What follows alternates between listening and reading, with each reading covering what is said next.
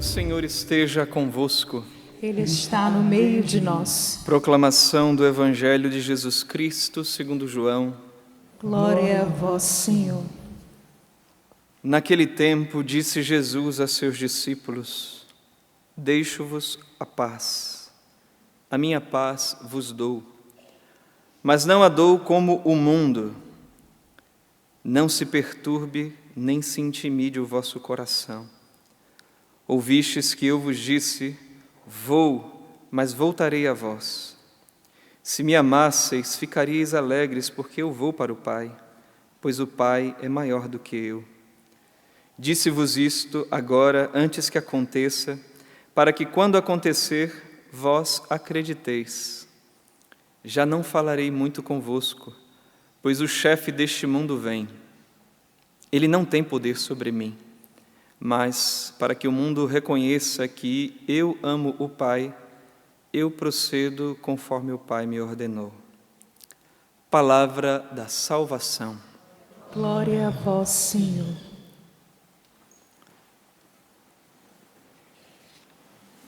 Queridos irmãos, nós ouvimos aqui a primeira leitura dos Atos dos Apóstolos, o encerramento da primeira viagem de São Paulo. Partiu de Antioquia, foi por algumas cidades e retornou para lá. Sabe-se que São Paulo fez aí 3 viagens missionárias, e aqui São Lucas vai resumindo um pouco do que ele, das cidades por onde ele passou, o que viveu.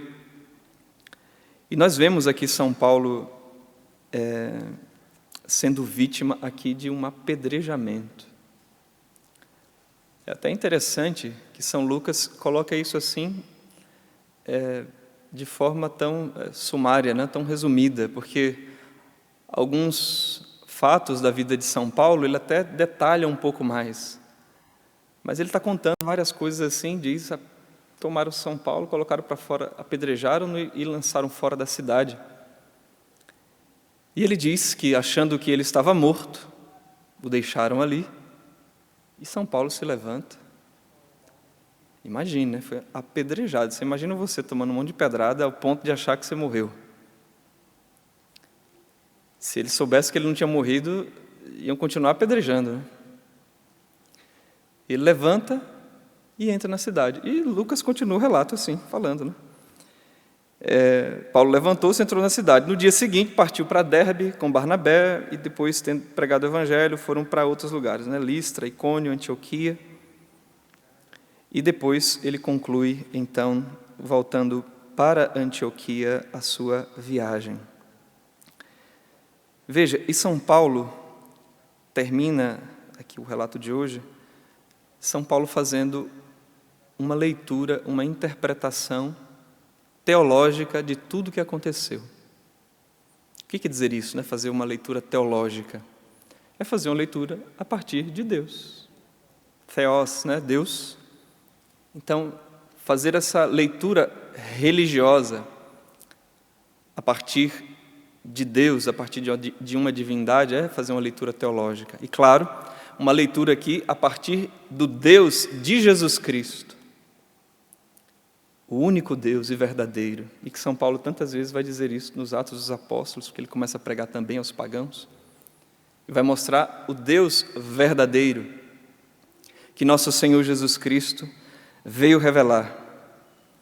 E com essa leitura, veja o que São Paulo diz, é o finalzinho da leitura de hoje, ele diz assim: chegando ali, em Antioquia, reuniram a comunidade e contaram-lhe tudo o que Deus fizera por meio deles e como havia aberto a porta da fé aos pagãos, e passaram então algum tempo com os discípulos.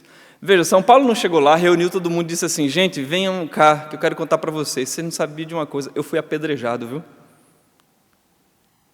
Olha, me pegaram, fizeram isso comigo, com os outros. Meu Deus do céu. Apesar dele dizer, aqui na leitura de hoje, já foi dito a respeito dele na sua conversão, mas ele diz hoje também que é preciso passar por muitos sofrimentos para entrar no reino de Deus. mas sempre a sua leitura é na perspectiva em direção a Deus e a partir de Deus, não dele. E falo isso porque é importante que façamos também uma leitura da nossa vida e das coisas que acontecem conosco a partir de uma perspectiva divina, da bondade e do amor de Deus. Porque, sem pensar, a gente pode viver fazendo uma leitura, às vezes a partir de um fato muito negativo na nossa vida, e parece que tudo gira em torno daquilo. Como uma cantilena, a nossa vida é como se fosse sempre, a gente gira e cai naquilo, gira e cai naquilo. São Paulo não faz isso. Ele começa a contar tudo o que Deus foi fazendo por meio deles, as maravilhas de Deus, apesar do apedrejamento. E apesar de tantas outras coisas que ele vai depois, em outro lugar, falar que foi flagelado, que teve naufrágio, que teve um monte de coisa, mas ele nunca faz isso numa perspectiva dele ser talvez o centro, ou o sofrimento ser o centro. Mas de perceber que, de algum modo, Deus se serviu daquilo, né? Para abrir as portas do Evangelho, para a sua santificação pessoal. E São Paulo está fazendo isso, mas nós vemos que, na verdade, Jesus faz isso também toda hora. O Evangelho de hoje, Jesus está dizendo, olha, vocês deveriam ficar alegres porque eu vou para o Pai. Eu estou voltando para o Pai. São João vai dizer até isso, né? Jesus, sabendo que chegou a sua hora, que veio do Pai, para o Pai voltaria. Tudo em Jesus, ele refere ao Pai. Eu vim do Pai. Quem é que conhece o Pai, senão o Filho, senão aquele que desceu do céu? O Pai me enviou, o meu alimento é fazer a vontade do Pai. E hoje ele está dizendo aqui, olha, já não falarei muito convosco, pois o chefe deste mundo vem. Ele não tem poder sobre mim, mas para que o mundo reconheça que eu amo o Pai, eu procedo conforme o Pai me ordenou. Isso aqui que Jesus está dizendo aqui, olha, para que reconheça que eu amo o Pai e procedo como Ele me ordenou, isso aqui é um aceno implícito à sua paixão. Ele está dizendo, o chefe deste mundo vai se manifestar, mas ele não tem poder sobre mim. Tudo o que vocês vão ver, que vai acontecer com a minha vida, não pense que é porque o chefe deste mundo tem poder sobre mim, mas é porque eu obedeço ao meu Pai. Tudo que o Pai determinou, eu obedeço. E para que o mundo creia que eu amo o Pai, é que eu me permito passar por tudo isso. Veja, também a leitura que Jesus faz, e é a leitura real, é de que Ele ama o Pai o ama, e Ele está correspondendo a esse amor, e ninguém tira a vida dele. Ninguém pode realmente, se Ele não permitir, lhe atingir. O Pai o ama. E Ele faz assim. E essa deveria ser também, meus irmãos, a leitura que nós fazemos da nossa vida. Da bondade do Pai. Do amor do Pai. Da bondade da criação que Deus realizou e que a colocou também em direção a nós para nos levar, nos portar, nos ajudar a ir a Deus, a chegar a Deus. Nosso Senhor Jesus Cristo está aqui mostrando que Ele ama o Pai, que Ele obedece ao Pai e que Ele quer nos inserir nesse amor também do Pai.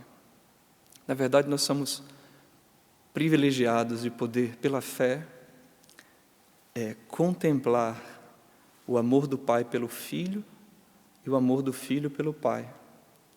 E saber que o Filho agora nos insere nesse amor.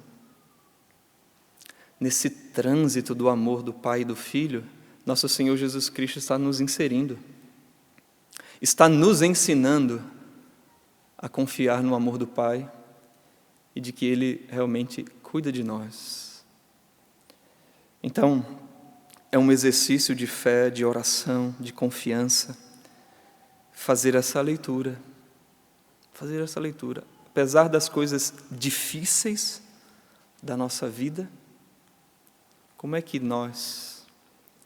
Deus se serve também disso? Como é que nós podemos nos servir disso?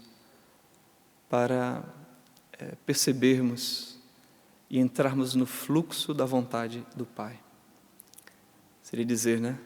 O Pai nos ama, o Pai que é providente, Ele dirige os nossos passos, cuida de nós.